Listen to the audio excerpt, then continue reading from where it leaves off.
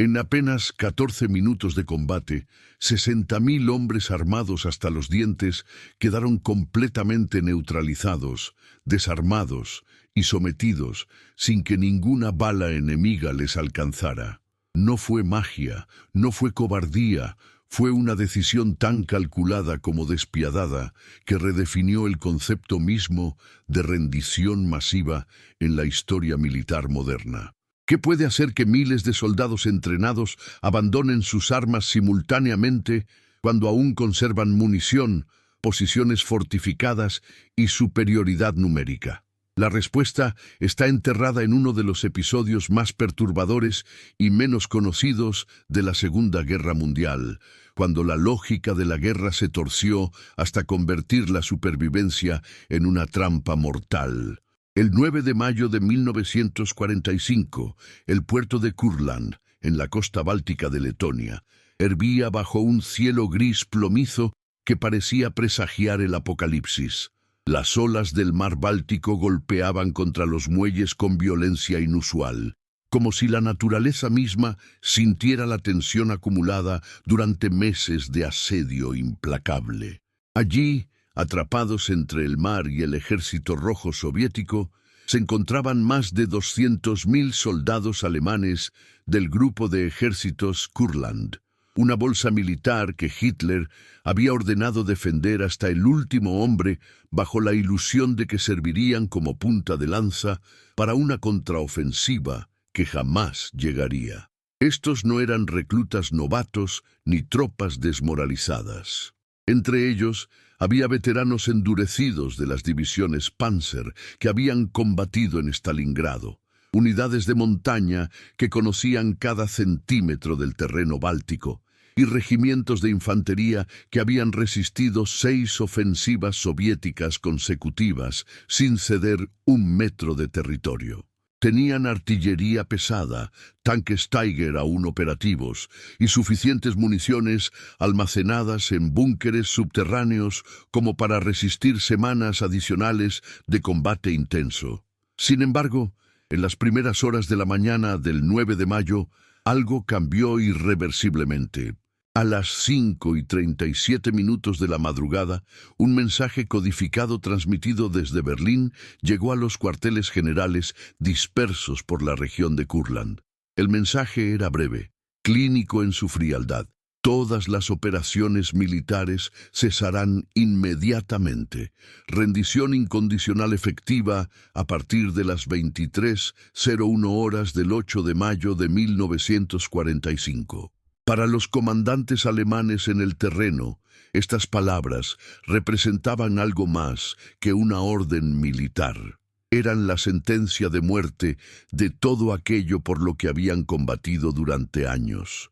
Pero aquí es donde la historia se desvía de la narrativa convencional de rendiciones masivas, porque lo que ocurrió en las siguientes 14 minutos no fue un acto de obediencia militar, sino el resultado de una decisión estratégica que había sido preparada en secreto durante semanas. Si te apasiona descubrir la historia que los libros de texto omitieron, suscríbete ahora y activa la campana. Aquí desenterramos el pasado sin censura. El general Karl Hilpert, comandante supremo del grupo de ejércitos Kurland, no era un hombre dado a la sentimentalidad ni a gestos dramáticos. Había ascendido a través de las filas mediante competencia táctica fría y una capacidad casi sobrenatural para leer las intenciones del enemigo.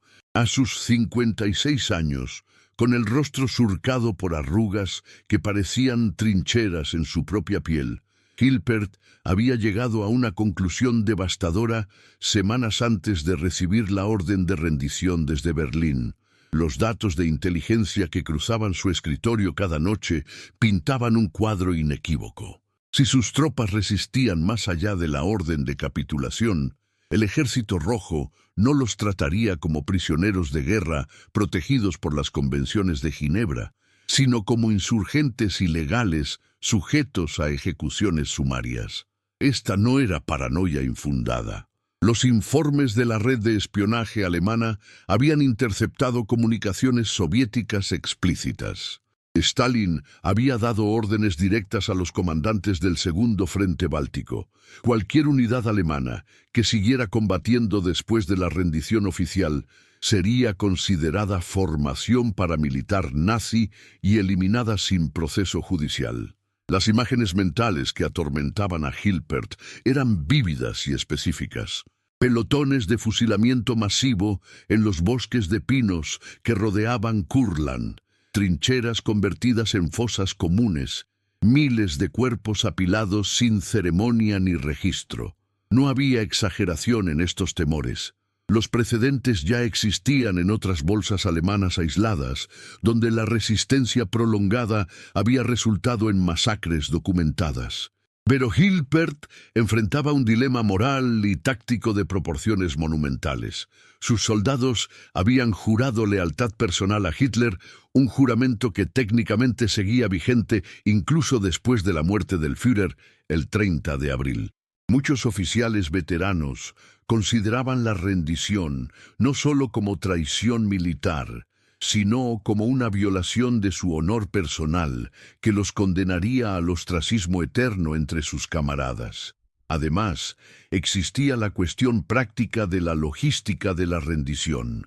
¿Cómo convences a 200.000 hombres armados, muchos de ellos fanáticos convencidos de que aún era posible una victoria milagrosa, de que depositen sus armas sin resistencia? La respuesta de Hilpert fue tan brillante como éticamente ambigua. Entre el 1 y el 8 de mayo, orquestó una campaña de desinformación interna sin precedentes. A través de reuniones privadas con oficiales de alto rango cuidadosamente seleccionados, Hilpert plantó deliberadamente informes falsos sobre supuestas atrocidades soviéticas cometidas contra unidades alemanas que habían resistido después de rendiciones locales en otros sectores. Los detalles eran suficientemente específicos para parecer creíbles. Nombres de batallones inexistentes, fechas precisas de masacres imaginarias, testimonios fabricados de prisioneros que nunca existieron. Esta estrategia de terror psicológico calculado tenía un solo objetivo: crear tal nivel de pánico anticipatorio entre las tropas que la orden de rendición fuera recibida no con alivio, sino con urgencia desesperada. ¿Puede un comandante justificar mentiras masivas si su propósito es salvar decenas de miles de vidas? ¿Dónde termina la táctica militar legítima y comienza la manipulación psicológica inmoral? Hilpert nunca respondió públicamente estas preguntas, pero sus acciones en los días previos a la rendición sugieren que había hecho las paces con sus decisiones, sin importar cuán controvertidas fueran. Paralelamente, Hilpert implementó una segunda fase de su plan que requería coordinación con el enemigo mismo. A través de canales secretos establecidos mediante intermediarios de la Cruz Roja Sueca, Hilpert envió emisarios al mando soviético con una propuesta extraordinaria. Ofrecía una rendición completa, ordenada y sin resistencia de todas las fuerzas bajo su comando, pero únicamente si los soviéticos garantizaban transporte seguro a campos de prisioneros establecidos, acceso a observadores internacionales y registro formal de todos los prisioneros bajo jurisdicción de las convenciones de Ginebra. Esencialmente, estaba negociando los términos de su propia derrota. El mariscal soviético Leonid Govorov, comandante del frente de Leningrado, responsable del sitio de Kurland, vio inmediatamente el valor estratégico de la oferta. Sus propias tropas estaban exhaustas después de años de combate continuo desde Stalingrado hasta el Báltico. Una batalla final por Kurland contra un enemigo acorralado y desesperado podría costar decenas de miles de bajas soviéticas adicionales en el último momento de una guerra ya ganada. Además, Stalin presionaba para que las fuerzas soviéticas en el Báltico fueran redistribuidas rápidamente hacia Manchuria para la inminente invasión de los territorios japoneses. Cada día que las divisiones del frente de Leningrado permanecieran atadas al sitio de Kurland, era un día de retraso en las operaciones en el Pacífico. Govorov aceptó los términos de Hilpert con una condición adicional que reveló tanto su astucia táctica como su comprensión de la psicología militar. Exigió que la rendición se ejecutara en bloques coordinados de no más de 60.000 soldados por fase, argumentando que sus fuerzas no tenían capacidad logística para procesar simultáneamente a 200.000 prisioneros. Pero la verdadera razón era más siniestra. Dividir la rendición en fases permitiría a los soviéticos demostrar visiblemente a cada grupo subsecuente de rendidos que sus predecesores habían sido tratados de acuerdo con las convenciones internacionales, reduciendo así el riesgo de levantamientos desesperados de última hora. Para el 8 de mayo, todos los elementos del plan estaban en su lugar. Hilpert había seleccionado personalmente las 60.000 tropas que constituirían la primera ola de rendición, unidades completas que incluían desde oficiales de Estado Mayor hasta soldados rasos, artilleros hasta conductores de suministros. La composición no era aleatoria. Hilpert había elegido deliberadamente unidades con los niveles más altos de disciplina y los más bajos de fanatismo ideológico, hombres que seguirían órdenes incluso si esas órdenes violaban todo lo que les habían enseñado sobre el honor militar. Estamos documentando cada detalle de este conflicto. Si valoras este nivel de profundidad que no encuentras en otros canales, dale un like y únete a nuestra comunidad. La noche del 8 de mayo fue una de las más extrañas en la historia del grupo de ejércitos Kurland. En trincheras y búnkeres dispersos por 300 kilómetros de frente, soldados alemanes recibieron órdenes contradictorias que generaron confusión masiva. A algunos se les ordenó prepararse para un contraataque final al amanecer. A otros se les instruyó destruir equipamiento pesado que no podía ser transportado. Y a los 60.000 seleccionados para la primera fase de rendición se les comunicó simplemente que debían concentrarse en puntos de reunión específicos antes del amanecer, sin explicación adicional sobre el propósito de la maniobra. Muchos asumieron que se trataba de una redistribución táctica final. Algunos veteranos más cínicos especularon que eran el señuelo para una operación de ruptura del cerco que permitiría a las fuerzas principales escapar por mar hacia Alemania. Nadie imaginaba la verdad, que en cuestión de horas se convertirían en protagonistas de una de las rendiciones más grandes y rápidas jamás ejecutadas en un conflicto moderno. A las 5:40 de la madrugada del 9 de mayo, comenzó el proceso. En 73 ubicaciones simultáneas a lo largo del perímetro de Kurland, oficiales alemanes de rango intermedio leyeron la orden de capitulación a tropas formadas en cuadros de combate. La reacción inicial fue de incredulidad aturdida. Hombres que habían pasado meses, algunos años, combatiendo con la certeza de que defender cada metro de territorio era cuestión de supervivencia nacional.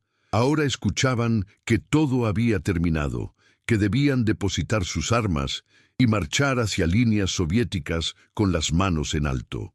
En una trinchera cerca del pueblo de Frauenburg, el teniente Klaus Hartmann enfrentó lo que sería recordado como uno de los momentos más tensos de toda la operación.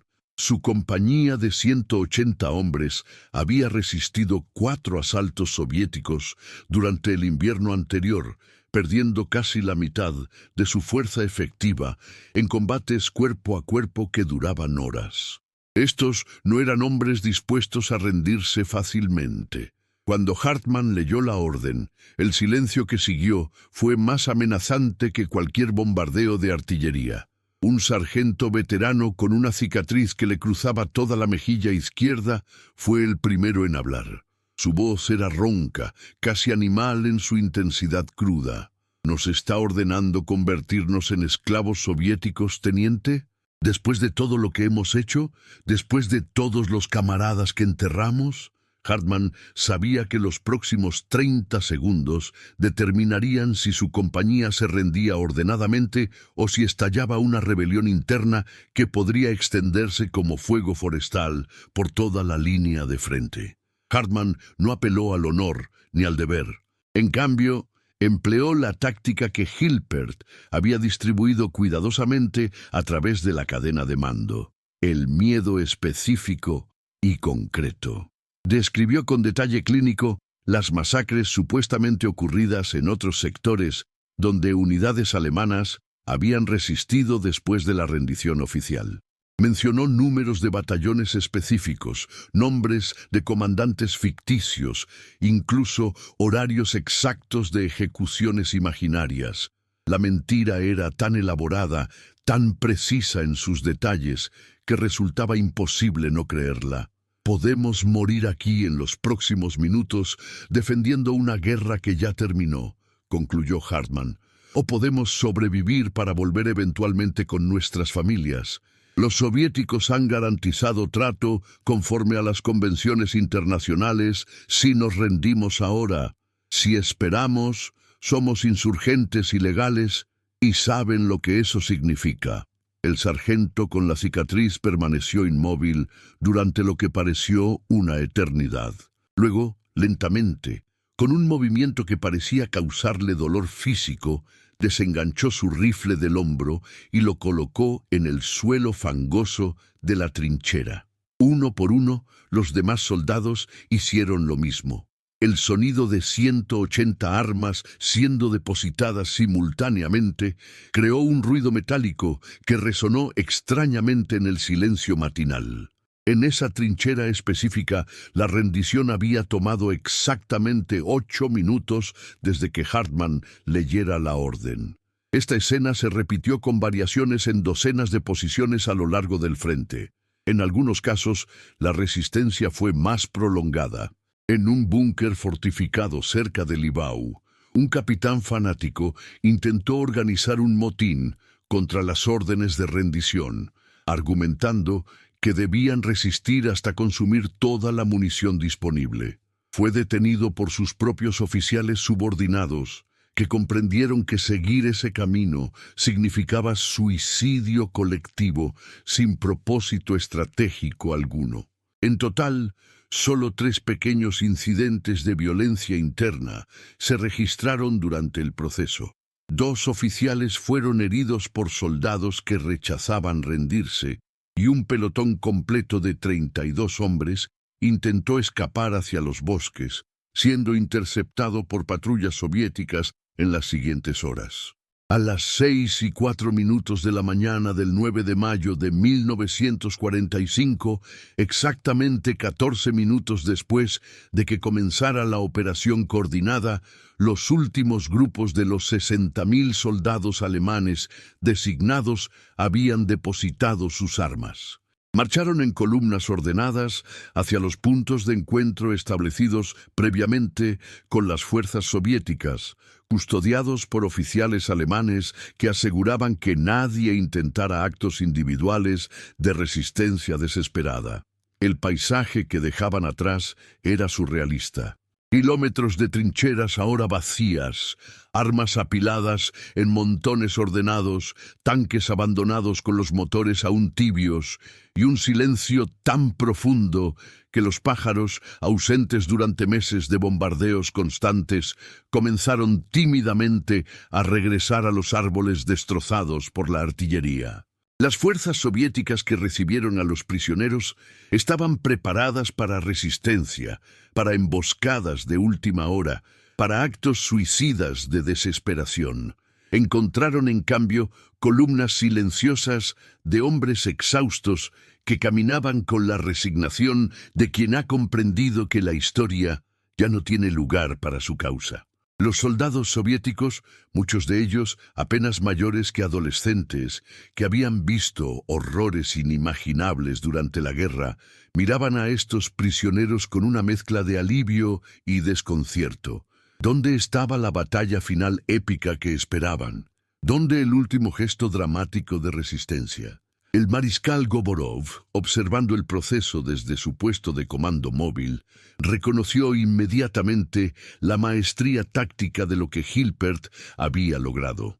En un mensaje enviado directamente a Stalin esa misma tarde, Govorov describió la rendición como la operación militar más eficiente ejecutada por el enemigo durante toda la guerra, paradójicamente diseñada para su propia derrota. Stalin, según relatos posteriores de subordinados presentes, recibió el mensaje con una expresión indescifrable que podría haber sido respeto o desprecio. Nadie podía estar seguro. Pero para los 60.000 soldados alemanes que ahora marchaban hacia campos de prisioneros improvisados en territorios soviéticos, las verdaderas pruebas apenas comenzaban. Habían sido convencidos, mediante una mezcla de miedo fabricado y promesas diplomáticas, de que la rendición garantizaba su supervivencia. Lo que no sabían era que las negociaciones secretas de Hilpert con Govorov habían incluido cláusulas que jamás fueron comunicadas a las tropas. Todos los prisioneros serían clasificados individualmente.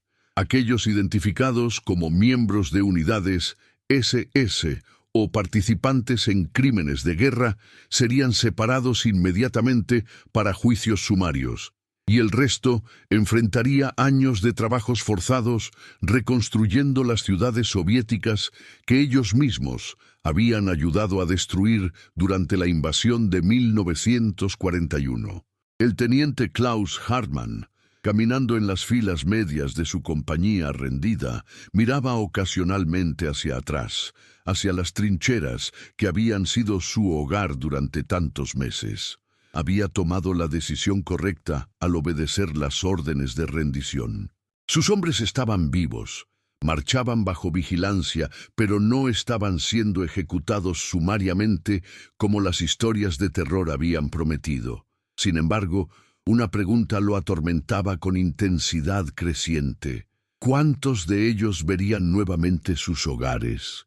¿Y cuánto habría que pagar por haber sobrevivido a la guerra cuando tantos otros no lo hicieron? En Berlín, la noticia de la rendición masiva en Kurland fue recibida con amarga satisfacción por el nuevo gobierno provisional alemán bajo el mando del almirante Dönitz, sucesor designado de Hitler. Representaba la confirmación final de que la guerra había terminado sin esperanza de resurgimiento. Pero en los sótanos convertidos en refugios, donde civiles alemanes escuchaban radios clandestinas, la noticia generó ondas de shock y confusión. ¿Cómo era posible que decenas de miles de soldados bien armados se rindieran en cuestión de minutos? Las teorías de conspiración brotaron instantáneamente. Traición de generales, armas secretas soviéticas que habían paralizado a las tropas, incluso rumores de gas nervioso experimental que había incapacitado a los soldados alemanes sin disparo alguno. La verdad, cuando finalmente emergió en años posteriores, a través de testimonios de supervivientes y documentos militares desclasificados, resultó más perturbadora que cualquier teoría conspirativa. No había sido magia negra ni traición dramática.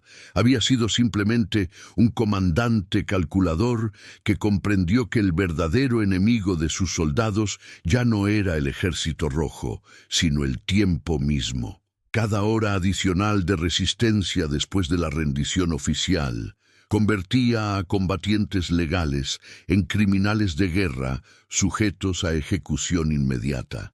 Hilpert había transformado la rendición misma en una operación militar de alta precisión, donde el objetivo no era ganar, sino sobrevivir. Pero aquí la historia toma un giro que pocos anticiparon, un giro que revelaría las verdaderas dimensiones del dilema moral que Hilpert había enfrentado. Porque lo que ocurrió en las siguientes semanas con esos 60.000 prisioneros demostró que las líneas entre salvación y condenación, entre protección y traición, eran mucho más difusas de lo que cualquier general podía prever en el caos de una guerra moribunda. La historia no termina aquí. Asegúrate de estar suscrito para que YouTube te notifique inmediatamente cuando subamos la conclusión de esta saga. Los campos de prisioneros establecidos por los soviéticos para recibir a las tropas rendidas de Kurland no eran las instalaciones permanentes reguladas internacionalmente que Hilpert había negociado. Eran áreas improvisadas, cercadas con alambre de púas, antiguas fábricas bombardeadas, almacenes sin techo, incluso simplemente campos abiertos donde los prisioneros dormían bajo el cielo. Las raciones eran mínimas, la atención médica prácticamente inexistente, y las condiciones sanitarias bordeaban lo catastrófico. En las primeras 3 semanas, más de 2000 prisioneros murieron por disentería, desnutrición y exposición al frío nocturno que todavía dominaba las noches bálticas de mayo. ¿Había traicionado Hilpert a sus hombres al prometerles seguridad que no podía garantizar? ¿O había salvado a decenas de miles que de otro modo habrían sido masacrados en combates finales sin sentido? La respuesta dependía enteramente de a quién se le preguntara. Para aquellos que sobrevivieron eventualmente a los campos y regresaron a Alemania años después, Hilpert era un héroe que había tomado decisiones imposibles en circunstancias imposibles.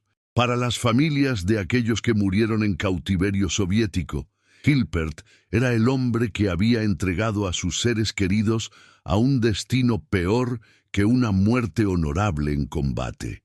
Y entonces, en medio de esta controversia moral que se extendería durante décadas, surgió un documento que cambiaría todo. Un telegrama interceptado por la inteligencia británica y desclasificado solo en 1989, 44 años después de los hechos. Parte 2.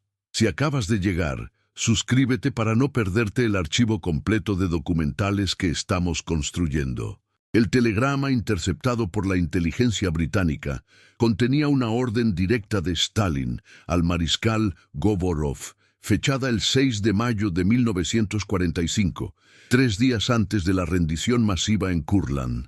Las palabras eran breves y escalofriantes en su claridad brutal. Si las fuerzas alemanas en Kurland resisten más allá de la rendición general, eliminarlas completamente sin procesamiento. No podemos permitir que Kurland se convierta en otro foco de insurgencia partisana que requiera años de pacificación. Preferimos 60.000 prisioneros gestionables que 200.000 combatientes dispersos en los bosques. Cuando este documento fue finalmente revelado décadas después, transformó retrospectivamente toda la narrativa de la rendición de Kurland de una capitulación convencional a lo que algunos historiadores comenzaron a llamar el mayor rescate preventivo de la historia militar moderna. Hilpert no había simplemente facilitado una rendición, había literalmente salvado a decenas de miles de hombres de una masacre planificada que habría sido ejecutada sistemáticamente si la resistencia hubiera continuado incluso horas adicionales. Las historias de terror que había distribuido entre sus oficiales sobre supuestas atrocidades soviéticas contra resistentes de última hora no eran fabricaciones completas, sino versiones exageradas de intenciones reales que su red de inteligencia había detectado. La pregunta moral que había atormentado las discusiones posteriores sobre Kurland se invirtió completamente. No era si Hilpert había traicionado a sus hombres al entregarlos a los soviéticos, sino si acaso había cometido el único acto de liderazgo verdaderamente ético disponible en circunstancias donde todas las opciones conducían a tragedias. Pero la complejidad de Kurland se extiende más allá de las intenciones de Hilpert o las órdenes de Stalin. Lo que ocurrió en los meses siguientes con los 60.000 prisioneros de la primera ola de rendición reveló dimensiones de la justicia posterior a la guerra que rara vez aparecen en narrativas históricas convencionales. De esos 60.000 hombres, aproximadamente 32.000 fueron eventualmente clasificados como prisioneros de guerra regulares elegibles para protecciones bajo las convenciones de Ginebra. Fueron enviados a campos establecidos en territorios soviéticos, donde, aunque las condiciones eran duras, existía supervisión internacional limitada y registro formal de identidades y ubicaciones. Los otros 28.000 enfrentaron destinos variados y frecuentemente oscuros. Aproximadamente 8.000 fueron identificados mediante registros capturados como miembros de unidades que habían participado en operaciones antipartisanas en territorios ocupados soviéticos entre 1941 y 1944. Estos hombres fueron separados inmediatamente y enviados a tribunales militares soviéticos, donde los juicios duraban en promedio menos de 40 minutos. Las sentencias eran predecibles: trabajos forzados de 25 años en campos de Siberia, con tasas de mortalidad que alcanzaban el 60% en los primeros 5 años de cautiverio. Otros 5.000 fueron retenidos como especialistas técnicos, requeridos para programas de reconstrucción soviéticos. Ingenieros, técnicos de comunicaciones, operadores ferroviarios, cualquiera con habilidades consideradas valiosas, fue desviado a proyectos industriales en el interior de la Unión Soviética. Algunos de estos hombres no regresaron a Alemania hasta mediados de la década de 1950, más de una década después del fin de la guerra. Sus familias los habían declarado legalmente muertos años antes, sus esposas se habían vuelto a casar, sus hijos no los reconocían. El regreso a una Alemania que ya no existía, dividida entre este y oeste, ocupada y transformada irreconociblemente, fue para muchos un trauma tan profundo como el cautiverio mismo. Y luego estaban los aproximadamente 15.000 restantes que simplemente desaparecieron. Sin registros formales, sin confirmación de muerte, sin información sobre su destino. Décadas después, mediante investigaciones cruzadas de archivos alemanes y soviéticos abiertos brevemente durante la era de Glasnost en los años 80, se estableció que la mayoría de estos hombres murieron durante los traslados hacia campos de prisioneros internos. Trenes de carga sin calefacción que viajaban durante semanas a través de la estepa invernal. Marchas forzadas de cientos de kilómetros donde los que no podían seguir el ritmo eran simplemente abandonados al costado del camino. Epidemias de tifus en barracas sobrepobladas, donde los cuerpos se apilaban sin ceremonias antes de ser enterrados en fosas comunes sin marcadores. El teniente Klaus Hartmann, cuya compañía había sido una de las primeras en depositar sus armas aquella madrugada de mayo, terminó en un campo de trabajo cerca de Karagandá, en el actual Kazajistán. Sobrevivió mediante una combinación de suerte, recursos y compromiso moral cuestionable.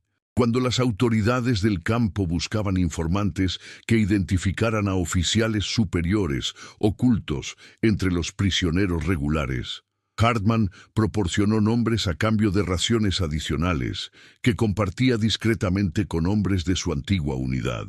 ¿Era traición o supervivencia pragmática?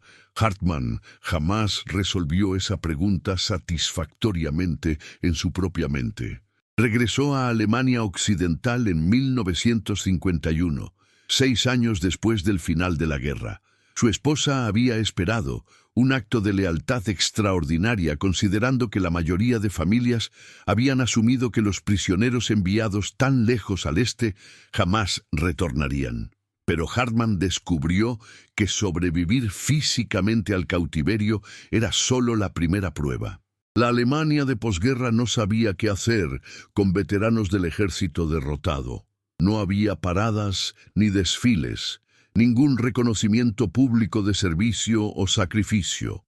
La narrativa dominante era de vergüenza colectiva por los crímenes del régimen nazi, y cualquiera que hubiera portado uniforme alemán, sin importar su rol específico, cargaba con esa culpa por asociación. Hartmann intentó reintegrarse trabajando como contador en una pequeña firma de Múnich. Nunca habló de Kurland, nunca mencionó los 6 años en Karagandá. Cuando sus hijos, nacidos después de su regreso, preguntaban sobre la guerra, respondía con generalidades vagas que no satisfacían la curiosidad, pero tampoco abrían heridas demasiado profundas. Solo en las últimas semanas de su vida, en 1987, ya con 74 años y muriendo de cáncer pulmonar, Hartmann finalmente escribió un testimonio de 50 páginas describiendo los eventos de mayo de 1945 y los años subsecuentes. El documento fue donado al Archivo Militar Alemán en Freiburg, donde permaneció mayormente ignorado hasta que historiadores comenzaron a reexaminar Kurland en los años 90. En ese testimonio, Hartmann reveló un detalle que añadía otra capa de complejidad moral al ya intrincado dilema de la rendición. Describió una conversación que había tenido con el general Hilpert el 7 de mayo, 2 días antes de la capitulación final. Hartmann había sido convocado junto con otros oficiales de compañía a una reunión secreta en el búnker de comando principal. Hilpert, con una franqueza que sorprendió a todos los presentes, había admitido que las garantías soviéticas de trato, conforme a convenciones internacionales, eran optimistas en el mejor escenario y probablemente ilusorias en el peor. Entonces, ¿por qué nos ordena rendirnos si sabe que las promesas son falsas?, había preguntado un capitán joven cuyo nombre Hartmann no recordaba. Hilpert había guardado silencio durante casi 1 minuto completo antes de responder. El único sonido en el búnker era el zumbido distante de generadores manteniendo las luces encendidas. Porque, había dicho finalmente Hilpert, en una guerra perdida, el liderazgo no se trata de elegir entre opciones buenas y malas. Se trata de elegir entre desastres y catástrofes. La rendición es un desastre. Resistencia continua es una catástrofe. Prefiero el desastre que deja alguna posibilidad de supervivencia eventual que la catástrofe que garantiza extinción total. Esta filosofía brutal de liderazgo en circunstancias extremas se convirtió en tema de intenso debate entre historiadores militares en las décadas siguientes. ¿Tenía Hilpert el derecho moral de tomar esa decisión por cientos de miles de hombres sin su consentimiento informado? Si hubiera revelado a las tropas que las garantías soviéticas probablemente serían violadas, ¿habría tenido aún la capacidad de ejecutar una rendición ordenada? Y la pregunta más inquietante de todas, si algunos soldados hubieran preferido morir combatiendo antes que enfrentar años de cautiverio soviético, negó Hilpert esa elección al manipular deliberadamente la información disponible para ellos. El propio Hilpert no vivió lo suficiente para enfrentar públicamente estas preguntas. Murió en cautiverio soviético en 1948, apenas 3 años después de la rendición. Las circunstancias de su muerte permanecen disputadas. Registros soviéticos indican que murió de neumonía en un hospital de campaña cerca de Minsk. Testimonios de prisioneros alemanes que estuvieron en el mismo campo sugieren que fue ejecutado secretamente después de un juicio cerrado donde fue declarado culpable de crímenes de guerra relacionados con operaciones antipartisanas en 1942. Sin evidencia concluyente, la verdad sobre el final de Hilpert se convirtió en otra de las muchas ambigüedades que rodean la historia de Kurland. Mientras tanto, para los supervivientes de aquella rendición en 14 minutos, la vida continuó con la carga particular que solo aquellos que han experimentado capítulos históricos de tal magnitud pueden comprender. Se formaron asociaciones de veteranos de Kurland en Alemania Occidental durante los años 50, grupos pequeños que se reunían anualmente para conmemorar no victorias, sino simplemente supervivencia. Estas reuniones tenían un carácter extraño, ni celebratorio ni completamente sombrío. sino suspendido en una zona gris, donde el alivio de haber sobrevivido se mezclaba con culpa por aquellos que no lo hicieron, y confusión sobre qué significaba todo aquello en retrospectiva. En uno de estos encuentros en 1974, casi 30 años después de los eventos, un periodista alemán preguntó a un grupo de veteranos de Kurland si consideraban la rendición como acto de cobardía o sabiduría. La respuesta más memorable vino de un antiguo sargento llamado Friedrich Holzer, que había perdido una pierna por congelación durante el cautiverio en Siberia. «Ni cobardía ni sabiduría», dijo Holzer lentamente, con el tono de quien había pensado profundamente sobre esa pregunta durante décadas. Era simplemente lo único que quedaba cuando todas las otras opciones ya habían sido agotadas por años de guerra sin sentido. Preguntarnos ahora si fue correcto es como preguntarle a un hombre que saltó de un edificio en llamas si tomó la decisión correcta. ¿Había alguna decisión correcta disponible en ese momento?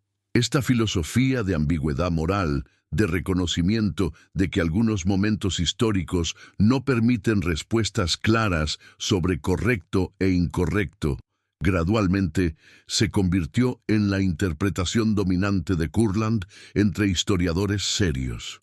No fue una historia de heroísmo ni de traición, sino de hombres atrapados en circunstancias que ningún entrenamiento militar podía haberles preparado para enfrentar, tomando decisiones con información incompleta y consecuencias imposibles de predecir completamente. Pero la historia de Kurland tiene ramificaciones que se extienden mucho más allá de las experiencias individuales de soldados y comandantes. A nivel estratégico, la rendición rápida y ordenada estableció un precedente crítico para el final de la Segunda Guerra Mundial en Europa.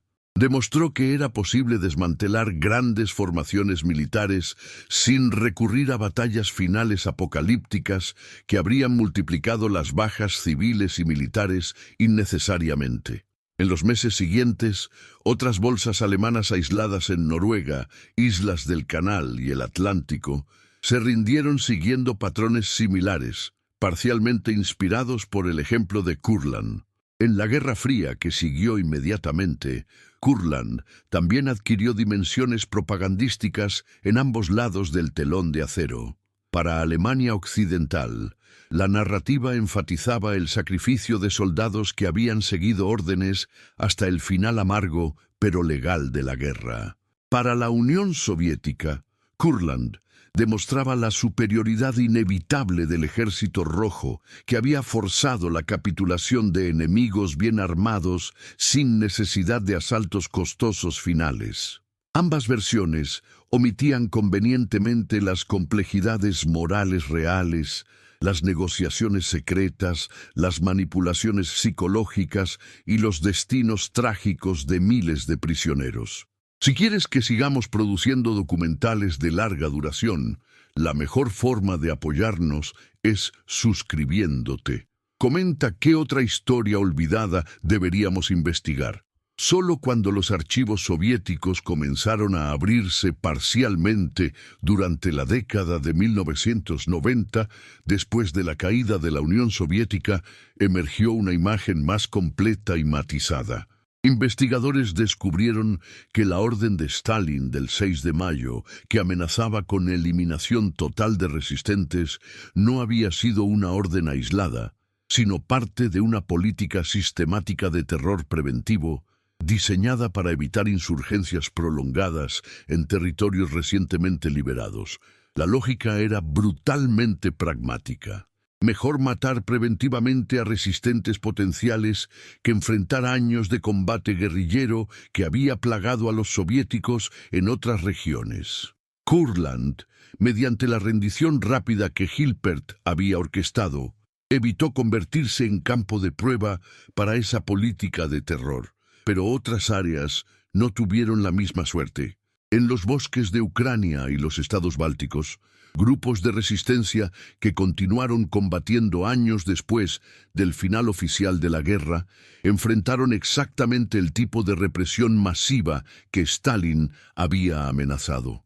Aldeas enteras sospechosas de apoyar partisanos fueron arrasadas, poblaciones civiles deportadas en masa, ejecuciones sumarias se volvieron rutinarias. La decisión de Hilpert de rendir sus fuerzas rápidamente en Kurland probablemente salvó no solo a sus soldados, sino a poblaciones civiles letonas que de otro modo habrían quedado atrapadas en combates prolongados de contrainsurgencia. Este contexto más amplio añade otra dimensión a la evaluación histórica de aquellos 14 minutos en mayo de 1945. No fue simplemente un acto militar de rendición, sino un momento bisagra que alteró trayectorias de violencia que podrían haber continuado durante años. La ironía es que este impacto positivo más amplio jamás fue conocido por los hombres que vivieron aquellos eventos, que tomaron sus decisiones basados en información fragmentaria y miedos inmediatos, sin comprender las ramificaciones geopolíticas completas de sus acciones. El legado de Kurland en el pensamiento militar moderno es complejo y multifacético.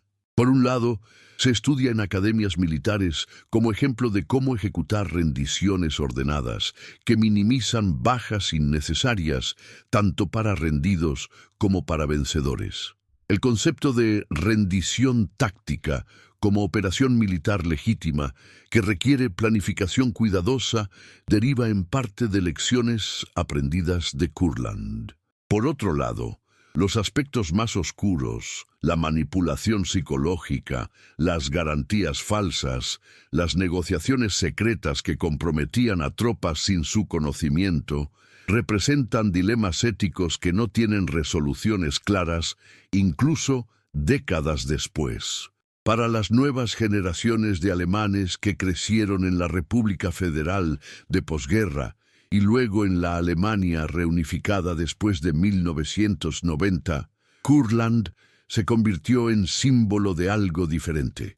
Representaba la complejidad moral de un período histórico que la narrativa dominante a menudo simplifica en términos de perpetradores y víctimas, culpables e inocentes. Los soldados de Kurland no encajaban perfectamente en ninguna categoría. Habían servido a un régimen criminal, pero muchos eran reclutas conscriptos sin elección. Habían participado en una guerra de agresión, pero al final estaban simplemente intentando sobrevivir. Habían sido tanto agentes como víctimas de sistemas que los sobrepasaban completamente. En 2015, en el 70º aniversario de la rendición de Kurland, un pequeño monumento fue inaugurado en Liepāja, Letonia, cerca de donde había ocurrido una de las concentraciones principales de tropas rendidas. El monumento es deliberadamente ambiguo en su mensaje. No glorifica a ningún lado ni condena explícitamente a otro. Simplemente lista números. 60.000 rendidos en la primera ola. 200.000 eventualmente capitulados en total, miles muertos en cautiverio, decenas de miles que jamás regresaron a sus hogares. Debajo de los números, una inscripción en alemán, letón y ruso dice simplemente: guerra termina cuando hombres eligen detenerla, paz comienza cuando elegimos recordar sin odio. La ceremonia de inauguración fue asistida por solo un puñado de personas, descendientes de veteranos alemanes, algunos historiadores locales, funcionarios menores de gobiernos alemán y letón. No hubo cobertura internacional significativa. Kurland permanece como uno de esos episodios históricos que, aunque masivos en escala y profundos en implicaciones, nunca capturaron la imaginación popular de la misma manera que batallas más dramáticas o momentos más cinematográficos de la guerra. Pero para aquellos que estudian el final de conflictos, Kurland ofrece lecciones que resuenan mucho más allá de mayo de 1945.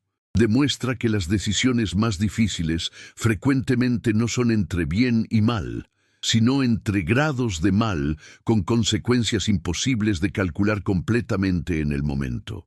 Muestra que el liderazgo en circunstancias extremas a veces requiere mentiras calculadas si esas mentiras salvan vidas. Y revela que la justicia después de guerras es necesariamente imperfecta, manchada por venganza, pragmatismo político y limitaciones de información que hacen imposible distinguir claramente entre diferentes niveles de culpabilidad individual. En los archivos militares alemanes en Freiburg, en cajas polvorientas, marcadas con códigos que solo los historiadores especializados reconocen, descansan miles de páginas de testimonios de veteranos de Kurland. Algunos fueron escritos inmediatamente después del regreso a Alemania en los años 50. Otros fueron producidos décadas después, cuando los veteranos sintieron que la muerte se acercaba y querían dejar registro de sus experiencias. Leer estos testimonios uno tras otro crea un efecto acumulativo extraño. Cada historia individual es única, pero colectivamente tejen un tapiz de dilemas morales compartidos que desafían conclusiones simplistas. Un testimonio particularmente conmovedor viene de Otto Brenner, un médico de campo que había estado con el grupo de ejércitos Kurland desde 1944. Brenner describe haber tratado heridas tanto de soldados alemanes como de prisioneros soviéticos en las semanas previas a la rendición, violando técnicamente regulaciones militares, pero siguiendo el juramento médico de atender a todos los heridos sin distinción.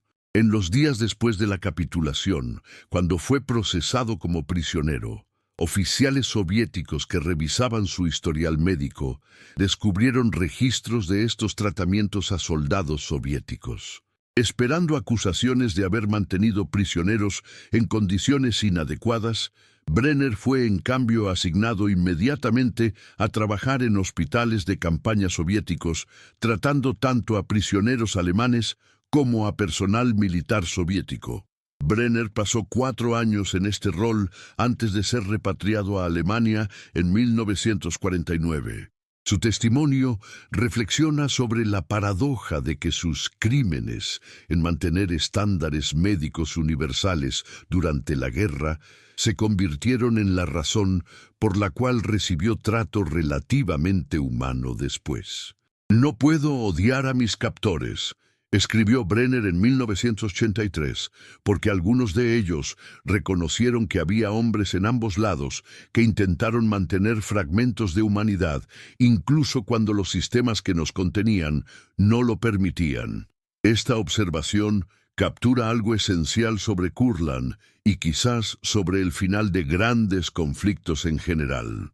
Los sistemas, los ejércitos masivos, las ideologías enfrentadas operan según lógicas que pulverizan individualidad y matiz. Pero en los márgenes, en los momentos de transición, como aquellos 14 minutos de mayo de 1945, había espacios donde decisiones individuales todavía importaban, donde comandantes podían elegir minimizar sufrimiento incluso cuando no podían eliminarlo, donde soldados podían optar por deponer armas, incluso cuando todo su entrenamiento les decía que resistieran hasta el final.